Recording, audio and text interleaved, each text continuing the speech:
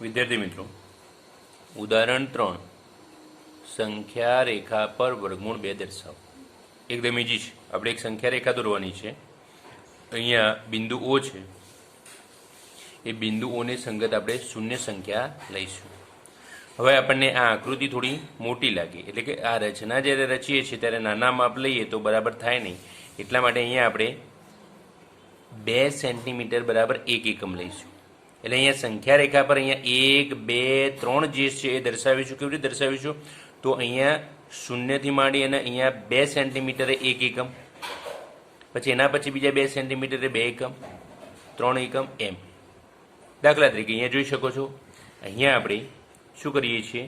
અહીંયા આપ જોઈ શકો છો, અહીંયા શૂન્ય જે છે એથી આપણે 2 સેન્ટીમીટર લઈ અને અહીંયા આપણે શૂન્યથી 2 સેન્ટીમીટર, અહીંયા આ 2 સેન્ટીમીટર 1 એકમ, 4 સેન્ટીમીટરે 2 એકમ, 6 સેન્ટીમીટરે 3 એકમ. એ ટૂંકમાં અહીંયા શૂન્યથી 2 સેન્ટીમીટર. આકૃતિ મોટી દેખાય એ માટે આપણે અહીંયા જો શૂન્યથી 2 સેન્ટીમીટરે એ આપણે 1 એકમ લઈએ, એટલે સ્કેલ માપ લખી દીધું છે. તો અહીંયા આપણે અંકિત કર્યા બાદ અહીંયા 1, અહીં જે છે સંગત સંખ્યા 2, આને સંગત સંખ્યા 3. એ જ પ્રમાણે અહીંયા પણ આપણે વિરુદ્ધ દિશામાં ઋણ સંખ્યાઓ આવે આપણે શીખી ગયા છીએ.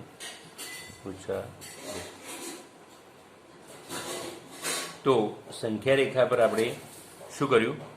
તો અહીંયા આપણે લખી દઈએ કે સંખ્યા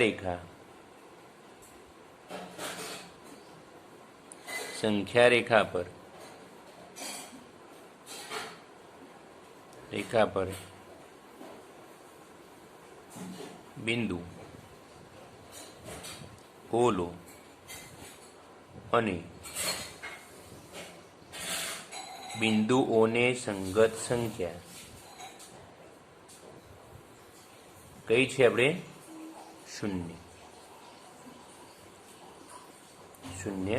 છે. હવે આપણે શું કરીશું? ઓએ બરાબર 1 એકમ લઈશું. યોગ્ય એકમ પસંદ કરી ઓએ બરાબર 1 એકમ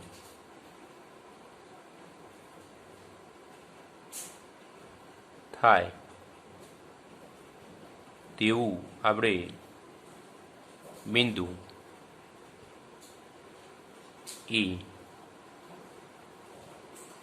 સંખ્યા રેખા પર લો. તો જો ઓએ બરાબર 1 એકમ થાય તેવું બિંદુ આપણે સંખ્યા રેખા પર લીધું. હવે આપણે શું કરશું? આ ઓએ રેખાખંડ છે એને એ બિંદુ આગળ લંબ થાય એવો રેખાખંડ આપણે એ બી દોરીશું. તો અહીંયા આપણે લખી દઈએ સૌપ્રથમ રેખાખંડ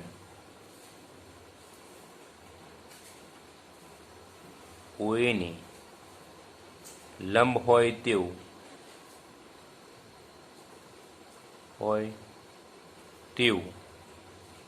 1 એકમ લંબાઈનું 1 એકમ લંબાઈનું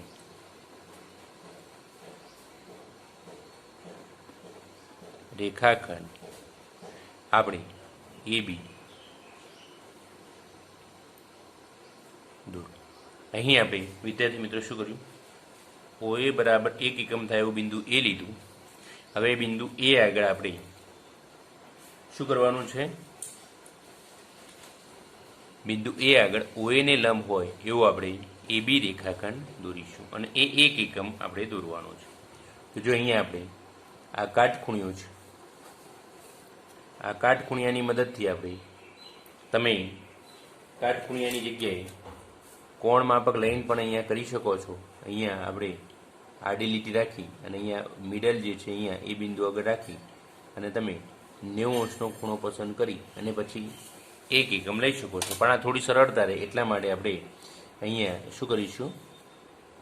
આને સીધે સીધું આ સંખ્યા રેખાની લાઈનમાં ગોઠવી બિંદુ એ આગળ સેટ કરી અને આપણે એક એકમ લેવાનો છે. આપણને ખ્યાલ છે એક એકમ એટલે 2 સેન્ટીમીટર.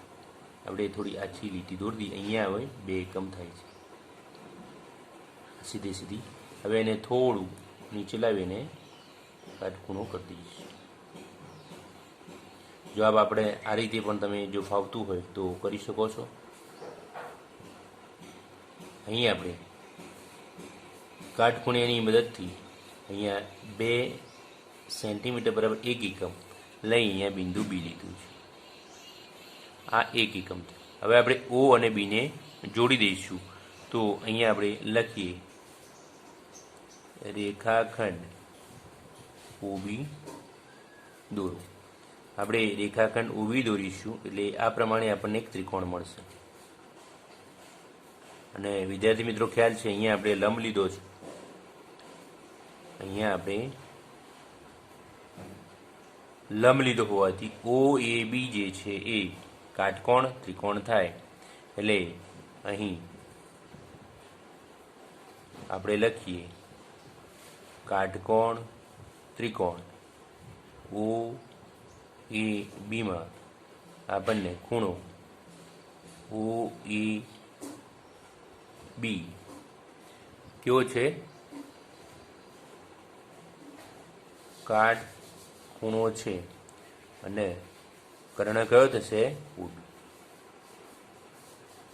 તો આપણને ખ્યાલ છે આપણે અહીંયા લખીએ છીએ તો માટે પાયથાગોરસ પ્રમેય મુજબ, જેનો આપણે અગાઉ અભ્યાસ કર્યો તેમજ એના અનુસંધાને દાખલા પણ ગણેલા છે, મુજબ આપણે લખીએ ઓબીનો વર્ગ એટલે ટૂંકમાં કર્ણનો વર્ગ એ કાટખૂણો સમાવતી આ 2 બાજુ છે ઓએ અને એબી. ઓએનો વર્ગ અને એબીના વર્ગ બરાબર થાય. ઓએ આપણને 1 આપેલો છે, આ પણ એબી પણ 1 આપેલો છે. 1નો વર્ગ 1 વત્તા 1 બરાબર કેટલા થયા? 2. વિદ્યાર્થી મિત્રો ઓબીનો વર્ગ બરાબર કેટલા થયા? તો આપણે લખી દઈએ માટે ઓબીનો વર્ગ બરાબર 2. તો તેથી ઓબી બરાબર કેટલા થયા? વર્ગમૂળ 2. અહીંયા આપણને વર્ગમૂળ 2 મળ્યા. આ રેખાખંડની લંબાઈ ઓબી રેખાખંડની લંબાઈ આપણને મળી વર્ગમૂળ 2. હવે વિદ્યાર્થી મિત્રો આપણે શું કરીશું? ઓને કેન્દ્ર લઈશું.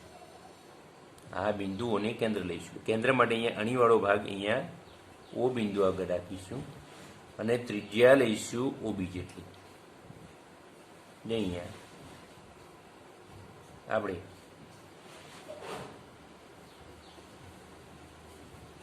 ત્રિજ્યા ઓબી જેટલી લઈ અને આપણે અહીંયા સંખ્યા રેખા પર ચાપ મારીશું. અને સંખ્યા રેખા પર આ ચાપ છેદે છે એ છેદ બિંદુને આપણે અહીંયા પી નામ આપીશું. અણીવાળો ભાગ અહીંયા ઓ બિંદુ આગળ ઓબી જેટલી ત્રિજ્યા લઈ અને આપણે ચાપ મારશું. સંખ્યા રેખા પર આપણે પી બિંદુએ છેદે છે. તો અહીંયા આપણે લખ્યું કે પરિકર દ્વારા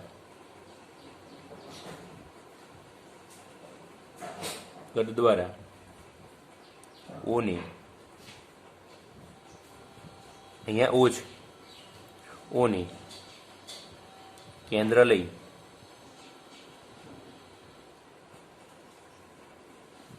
ઓબી જેટલી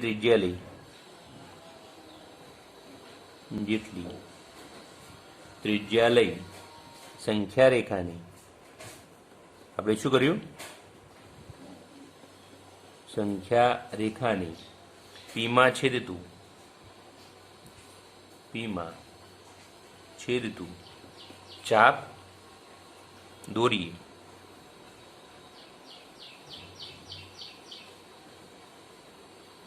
ત્યારે મળતું સંખ્યા રેખા પરનું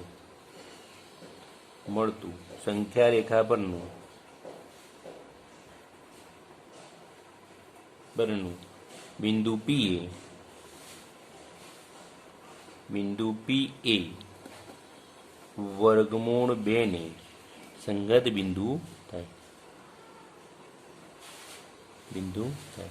ટૂંકમાં અહીંયા સંખ્યા રેખા પર અહીંયા પી બિંદુ છે એ વર્ગમૂળ 2 દર્શાવે એટલે સંખ્યા રેખા પર આપણે અસમ્ય સંખ્યાઓનું નિરૂપણ કરી શકીએ છીએ.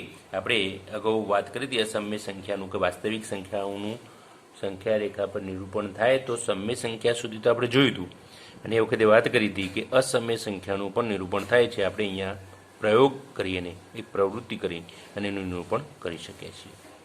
હવે આપણે ઉદાહરણ 4 જોઈશું. ઉદાહરણ 4 માં એવું કહે છે સંખ્યા રેખા પર વર્ગમૂળ 3 દર્શાવો. સ્કેલ માપન આપણે 2 સેન્ટીમીટર બરાબર 1 એકમ લઈ અને અહીંયા આપણે સંખ્યા રેખા પર શું કરીશું 0 1 2 3 4 દર્શાવી દઈએ.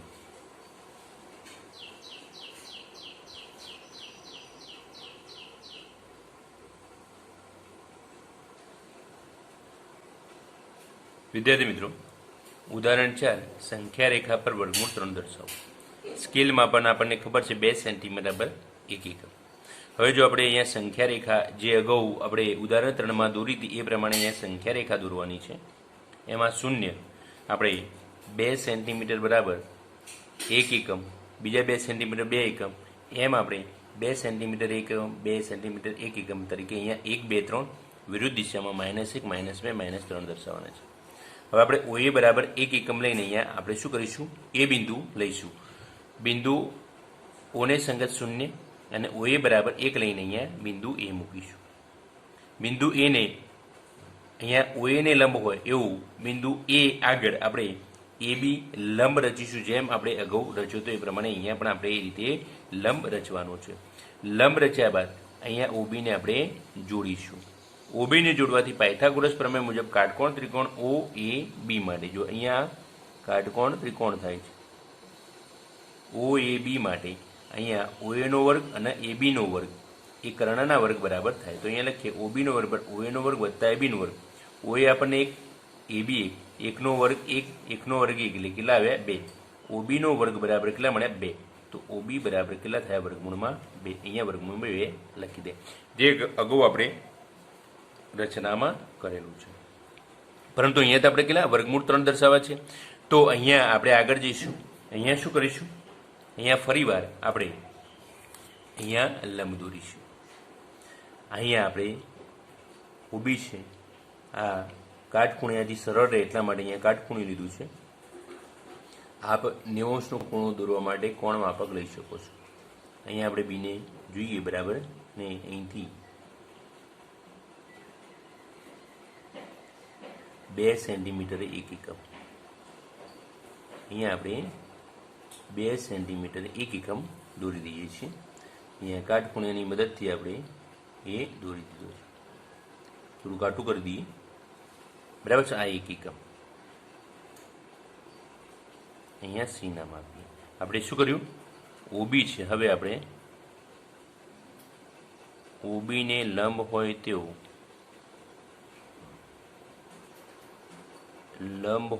તેવું આપણે 1 એકમ લંબાઈનું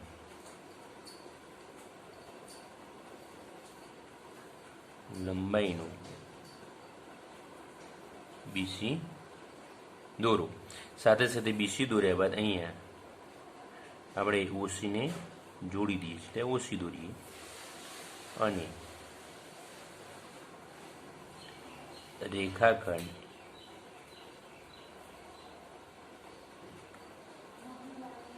OC દોરો. હવે આ ત્રિકોણ જે છે કાટકોણ ત્રિકોણ થયો. આપણે અહીંયા લખી દઈએ છીએ કાટકોણ ત્રિકોણ.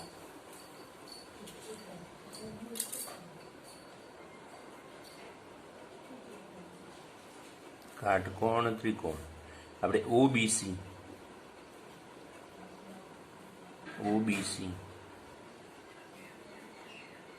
અહીંયા મેં સંકેત કર્યો છે ત્રિકોણનો. સંકેત ન કરો ને એકલો ત્રિકોણ લખો તો પણ ચાલે. પાયથાગોરસ પ્રમેય મુજબ OC નો વર્ગ બરાબર જો આ કર્ણનો વર્ગ જે કાટખૂણો સમાવતી 2 બાજુ OB છે એનો વર્ગ અને BC નો વર્ગ લઈએ. આપણને ખ્યાલ છે કે OB કેટલા મેળવે વર્ગમૂળ 2 એનો વર્ગ પેલો 1 એકમ આપણે રચનાથી લીધો વર્ગમૂળ 2 અને એનો વર્ગ એટલે 2 વત્તા 1 કેટલા આવ્યા? 3 આવ્યા. તો આપણે કહી શકીએ કે ભાઈ ઓસીનો વર્ગ બરાબર 3 છે, તો ઓસી બરાબર વર્ગમૂળમાં 3. હવે આપણે શું કરીશું? અહીંયા લખી દઈએ ઓસી બરાબર વર્ગમૂળમાં 3. હવે આપણે પરિકર દ્વારા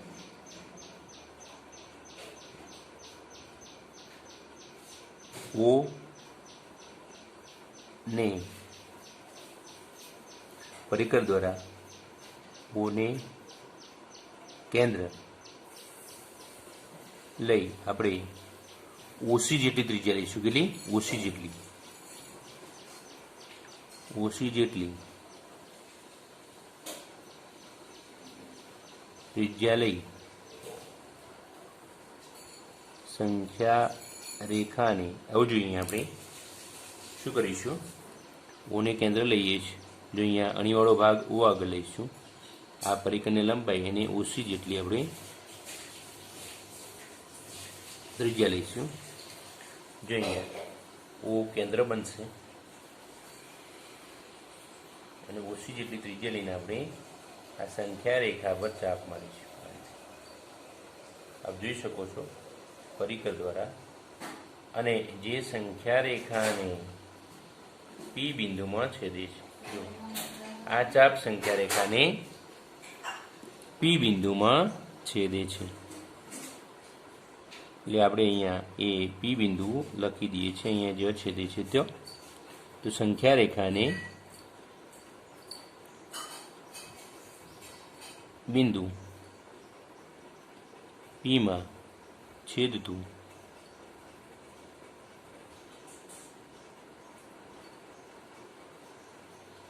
ચાપ દોરીએ ત્યારે મળતું સંખ્યા રેખા પરનું બિંદુ પી એ વર્ગમૂળ 3. અહીંયા બિંદુ પી એ શું દર્શાવે છે? વર્ગમૂળમાં 3. બિંદુ પી એ વર્ગમૂળ 3 ને સંગત બિંદુ થાય. તો આ પ્રમાણે આપણે વિદ્યાર્થી મિત્રો સંખ્યા રેખા પર વર્ગમૂળ 2, વર્ગમૂળ 3 દર્શાવી શકીએ છીએ. સ્વાધ્યાય 1.2 પ્રથમ દાખલો. નીચેના વિધાનો સત્ય છે કે અસત્ય તે કારણ સહિત જણાવો.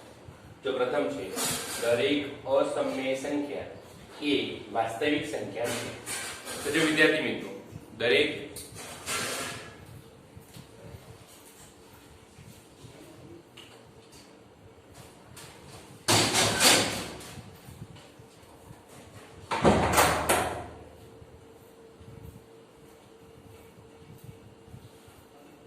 સ્વાધ્યાય 1.2 એનો પ્રથમ દાખલો.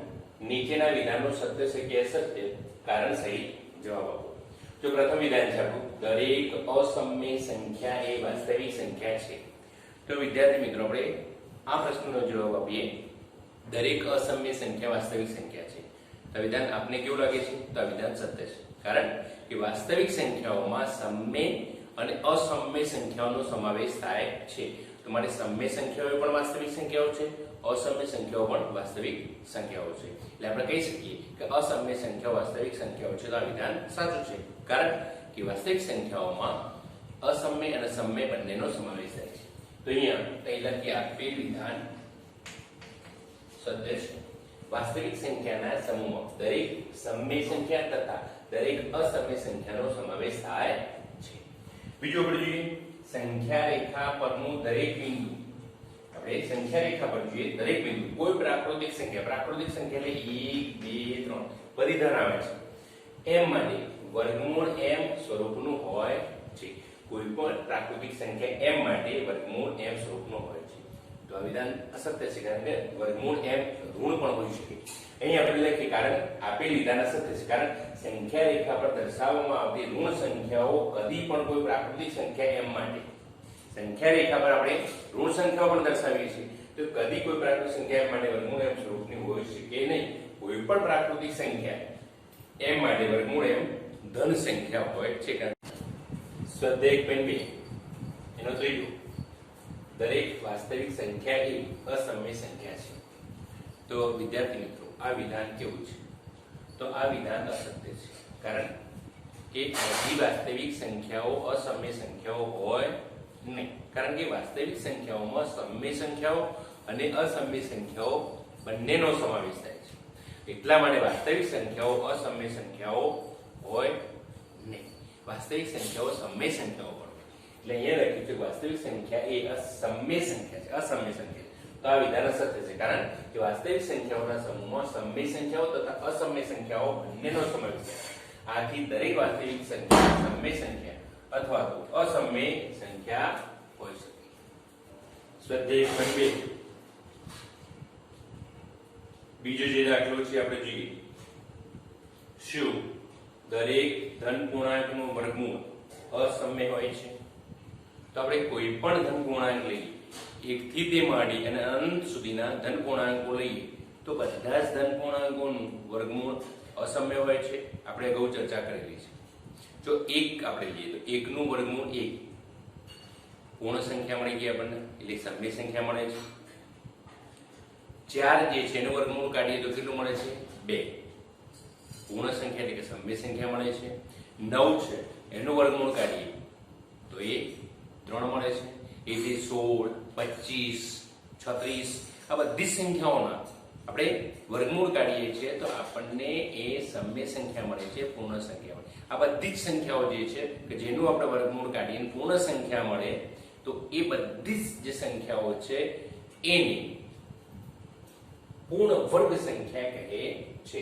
એટલે જો શું દરેક ધન પૂર્ણાંકનું વર્ગમૂળ અસમય હોય? તો ના, દરેક ધન પૂર્ણાંકનું વર્ગમૂળ અસમય જ હોય એવું હોતું નથી, કારણ કે દરેક પૂર્ણ વર્ગ સંખ્યા કે જે હંમેશા ધન પૂર્ણાંક જ હોય તેનું વર્ગમૂળ હંમેશા સમય સંખ્યા હોય છે. દાખલા તરીકે જો વર્ગમૂળ 4 2 મળે, 9 નું વર્ગમૂળ 3 મળે, 16 નું વર્ગમૂળ 4 મળે, 25 નું વર્ગમૂળ 5 મળે.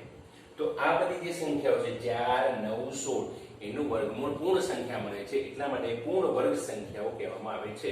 એ પૂર્ણ વર્ગ સંખ્યાઓનું જે વર્ગમૂળ છે હંમેશા આપણને શું મળે છે? સમય મળે છે. એટલે આ વિધાન ખોટું છે કે દરેક ધન પૂર્ણાંકનું વર્ગમૂળ સમય હોય છે, અસમય હોય છે. અસમય છે વિધાન ખોટું, કારણ કે સમય પણ હોઈ શકે છે.